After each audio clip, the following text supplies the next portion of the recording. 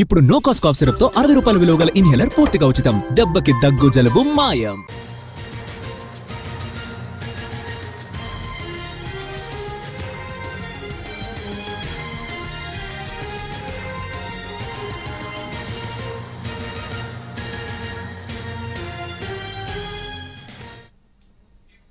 Telangana cabinet సమావేశం ముగిసిందే. స్థానిక సంస్థల ఎన్నికలు, బీసీ రిజర్వేషన్ల కోసం గవర్నర్కు పంపిన ఆర్డినెన్స్ ముసాయిదాపై ప్రధానంగా చర్చించారు. సిగాచి పరిశ్రమలో జరిగిన అగ్ని ప్రమాదంపై నిపుణుల కమిటీ ఇచ్చిన నివేదికపైన మంత్రివర్గం చర్చించింది.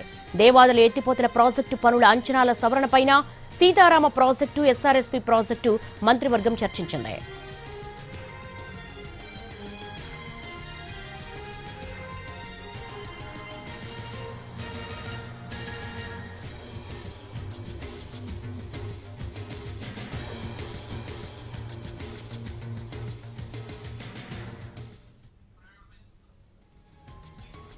తెలంగాణ కేబినెట్ సమావేశం ముగిసింది. స్థానిక సంస్థల ఎన్నికలు, బీసీ రిజర్వేషన్ల కోసం గవర్నర్ కి పంపిన ఆర్డినెన్స్ ముసాయిదాపై ప్రధానంగా చర్చించారు.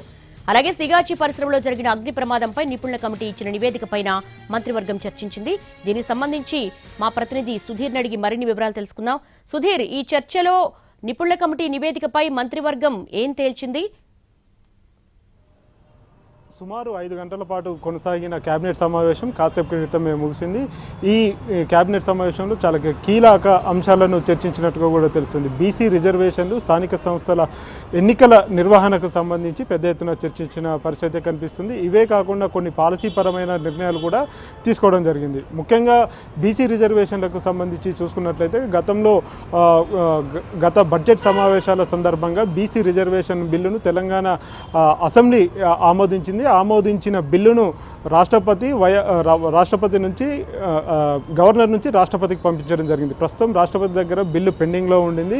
ఈ బిల్లుకు సంబంధించి ఒక అఖిలపక్ష బృందాన్ని హైదరాబాద్ నుంచి ఢిల్లీకి తీసుకువెళ్ళాలని చెప్పేసి గతంలోనే ముఖ్యమంత్రి రేవంత్ రెడ్డి నిర్ణయించారు. కానీ అది సాధ్యపడలేదు. ఇప్పుడు ప్రస్తుతం బిల్లు రాష్ట్రపతి దగ్గర పెండింగ్లో ఉండింది కాబట్టి ఖచ్చితంగా మరొకసారి ఆల్ పార్టీ డెలిగేషన్ను ఢిల్లీకి తీసుకువెళ్ళాలని చెప్పేసి నిర్ణయించినట్టుగా కూడా తెలుస్తుంది. కాసేపట్లో దీనికి సంబంధించి మంత్రులు దీని మీద స్పష్టత ఇచ్చే అవకాశాలు అయితే కనిపిస్తున్నాయి. ఇవే కాకుండా ప్రస్తుతం తెలంగాణలో వైద్య విద్యార్థులకు సంబంధించి స్థానికత అంశం పెద్ద ఇబ్బందిగా మారిందని కూడా చెప్పవచ్చు. గతంలో తీసుకున్న నిర్ణయం ఏదైతే ఉందో జీవో నెంబర్ 33 ప్రకారం తెలంగాణలో ఉన్న పుట్టి పెరిగిన చదువుకున్న వారంతా కూడా ఇక్కడ స్థానికులుగా ఉంటారు. అయితే ఇక్కడ స్థానికంగా ఉన్న విద్యార్థులకు కాకుండా ఏపీకి సంబంధించి కావచ్చు, ఇతర రాష్ట్రాలకు సంబంధించిన విద్యార్థులకు కూడా 15 సీట్లు వచ్చేటట్టుగా ఎంబీబీఎస్లో కావచ్చు, లేకపోతే మెడికల్ సీట్లు 15 సీట్లు వచ్చేటట్టుగా గతంలో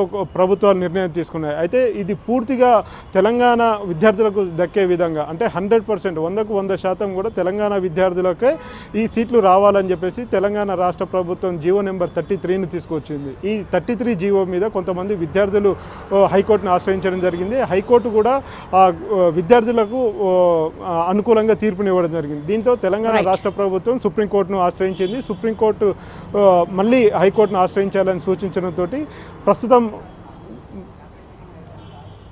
all right Sudheer, thanks for the live updates.